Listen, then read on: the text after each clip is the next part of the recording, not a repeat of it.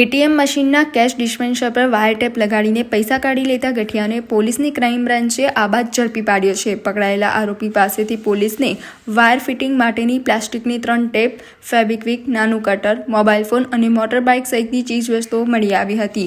પોલીસનો દાવો છે કે અકોટા અને જેપી રોડ પોલીસ મથકની હદમાં એટીએમમાંથી પૈસા ચોરવાના 2 ગુના ડિટેક્ટ કરવામાં સફળતા મળી છે. પોલીસે આરોપીની વધુ પૂછપરછ હાથ ધરી છે.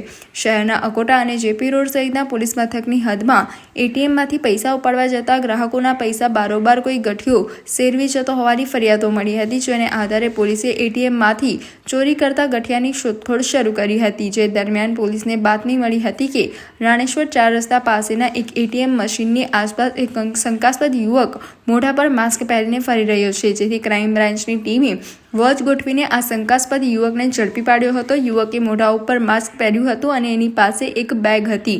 પોલીસે બેગની તલાશી લેતા અંદરથી 3 વાયર ટેપ, ફેવિક્વિક અને કટર મળી આવ્યા હતા. પોલીસની પૂછપરછમાં યુવકે પોતાનું નામ રોહિત ઉર્ફે શોભિત રાકેશ પ્રસાદ મિશ્રા હોવાનું જણાવ્યું હતું.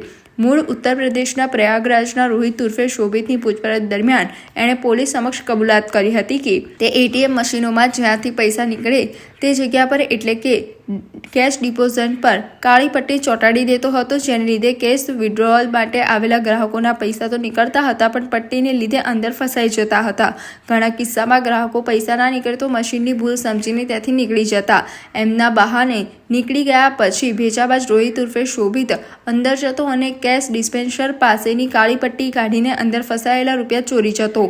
આવી મોડર્ન ઓપરેટિવિટી એને અકોટા અને જેપી રોડ પોલીસ મથકની હદમાંથી એક વખત 22,000 અને બીજી વખત 13,500 રૂપિયા ચોરી લીધા હતા. આરોપીની કબૂલાતને આધારે ક્રાઇમ બ્રાન્ચે એની ધરપકડ કરી છે.